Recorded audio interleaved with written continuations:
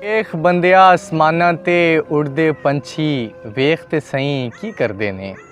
ਨਾ ਉਹ ਕਰਦੇ ਰਿਜ਼ਕ ਜ਼ਖੀਰਾ ਨਾ ਉਹ ਭੁੱਖੇ ਮਰਦੇ ਨੇ। ਕਦੇ ਕਿਸੇ ਨੇ ਪੰਖ ਪਖੇਰੂ ਭੁੱਖੇ ਮਰਦੇ ਵੇਖੇ ਨੇ। ਬੰਦੇ ਹੀ ਕਰਦੇ ਰਿਜ਼ਕ ਜ਼ਖੀਰਾ ਤੇ ਬੰਦੇ ਹੀ ਭੁੱਖੇ ਮਰਦੇ ਨੇ। जी हाँ नाज़रीन सामीन, मैं हाँ तुहाडा होस्ट ते तुहाडा मेज़बान संगी साथी तलाल अजीज़। ते अज दी बैठक विच असीं गल करांगे कुछ ऐसे ही मौज़ूआत ते जिहड़े कि हुण इस शेर दे विच बयान कीते गए ने। जी हाँ, ये शेर हैगा बुल्ले शाह दा। बुल्ले शाह साहब साडी इस धरती दे साडी पंजाब दे बड़े वड्डे शायर होए ने और उन्होंने इस शेर दे विच ये चीज़ नूं बयान करन दी कोशिश कीती कि पंख पखेरू नूं अगर तुसीं वेखो तो वो कभी भी चोगा चुगणगे सिर्फ आपदे टाइम वास्ते, आपदा वक्त पाउण वास्ते।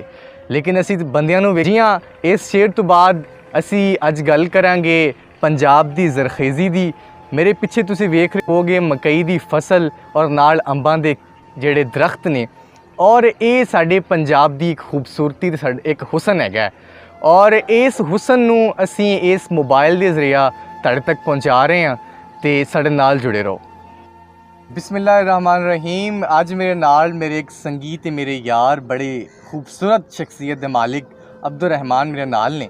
तो नाज़रीन सामीन, अज मैं तुहाडी मुलाकात उन्हां नाल करवावांगा। तो अज जिहड़ा शेर पढ़िया बाबे बुल्ले शाह साहब दा, जिंदे विच उन्होंने पंख पखेरू ते इंसानां दे बारे गल कीती ते गल कीती कि पैसे दी सर्कुलेशन होनी चाहिए है। इस मौजू उत्ते मैं अपने भरा ते संगी यार दे कुछ विचार लवांगा कि उन्हां दी की ओपीनियन ने, की ख्यालात ने इस सारी गल दे उत्ते, इस सारे शेर दे उत्ते।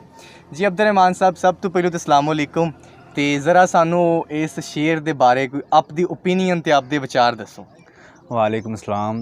सारे नाल पहले ते तुहाडा बहुत बहुत शुक्रिया कि तुसीं जिहड़ा इनिशिएटिव लिया है, इहदे विच मेरा भी थोड़ा जिहा हिस्सा रखिया ते मैनूं तुसीं इनवाइट कीता। बहुत बहुत शुक्रिया तुहाडा, तुहाडे प्यार दा।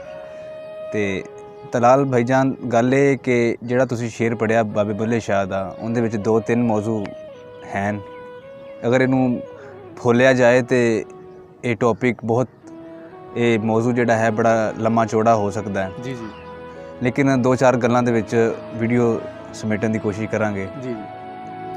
पहली गल तो कि पैसे ते सप बन के, सारे नालों पहले तो मैं कहांगा साडे मुआशरे दे विच पैसे दा जिहड़ा कंसैप्ट हैगा, पैसे नूं ही माई बाप समझना शुरू कर दिता गया है। हालांकि पैसा एक ऐसी चीज़ है जिहड़ा तुहानूं सहूलत देंदा है, ठीक है। इनू तुसीं कुछ नहीं कर सकते, तुसीं पैसे नूं खा नहीं सकते, लेकिन ये कि मेरी पॉकेट च है, मैं तुहाडी पॉकेट च मुहैया कर दिता, तुसीं मैनूं सहूलत दे दी, ठीक है। तुसीं किसी होर नूं दिता, उन्हें तुहानूं सहूलत दे दी। उन्होंने कोई अगले नूं जिंदे कोल पैसा गया, उन्होंने कोई सहूलत चाहिए है, उन्हें गांह किसी बंदे नूं दिता तो उन्होंने सहूलत मिल गई।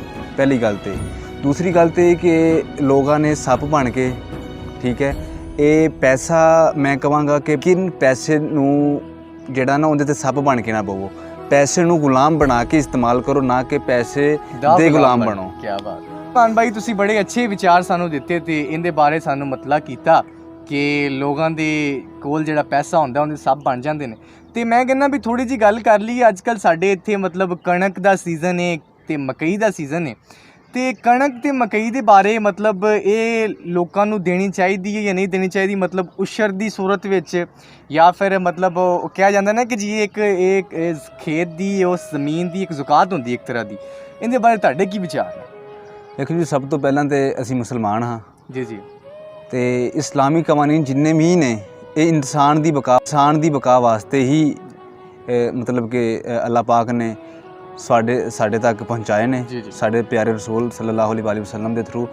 ये साडा ही फायदा इहदे विच। अगर असी गंदम है, साड़ी कणक है, साड़ी मकई है, ठीक है, इहदे विचों अगर ज़कात जिन्होंने तुसीं कह रहे हो, उशर या फिदिया जिन्होंने आपां कहने, फिदिया तो शायद नहीं, उशर ही कहा जाता है कि 10वां हिस्सा। जी जी।